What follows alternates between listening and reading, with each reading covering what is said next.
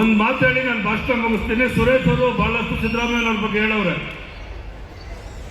100% ಸಿದ್ದರಾಮಯ್ಯ ಕುರುಬರು ಲೀಡರ್ ಅಲ್ಲ, ಅವರು ಅಹಿಂದ ಲೀಡರ್ ಅಲ್ಲ, ಎಲ್ಲ ವರ್ಗದ ಲೀಡರ್. ಈ ಕ್ಷೇತ್ರಕ್ಕೆ ಸಂಬಂಧಪಟ್ಟವರಿಗೆ ಒಂದು ಮಾತು ಹೇಳ್ತೀನಿ.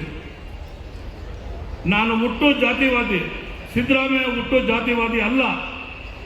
ಶರತ್ ಬಚ್ಚೇಗೌಡರು ಜ್ಞಾಪಕ ಇಟ್ಕೋಬೇಕು. 2004 MTB ನಾಗರಾಜ್ ಮೇಲೆ ಬಚ್ಚೇಗೌಡರು ನಿಂತಿದ್ರು. ಅವಾಗ ಸಿದ್ದರಾಮಯ್ಯನವ್ರು ಬಂದು ಇಲ್ಲಿ ಭಾಷಣ ಮಾಡಿದ್ರು. ಸಿದ್ದರಾಮಯ್ಯಗೆ ಜಾತಿ ಇಲ್ಲ, MTB ನಾಗರಾಜ್ ವಿರುದ್ಧ ಭಾಷಣ ಮಾಡಿ MTB ಬಚ್ಚೇಗೌಡರನ್ನ ಗೆಲ್ಸ್ಕೊಟ್ರು ಅವರು. ಇದೇ ಹೊಸಕೋಟೆ ಕ್ಷೇತ್ರದಲ್ಲಿ. ಅವಾಗ ನಾನು Bengaluru city youth Congress president ಇದ್ದೆ. ಅವಾಗ ನಾವೆಲ್ಲ ಮಾತಾಡ್ಕೊಂಡ್ವಿ, ಏನಪ್ಪ ಸಿದ್ದರಾಮಯ್ಯ ಕುರುಬರ ವಿರುದ್ಧ ಭಾಷಣ ಮಾಡಿದ್ರು ಅಂತ.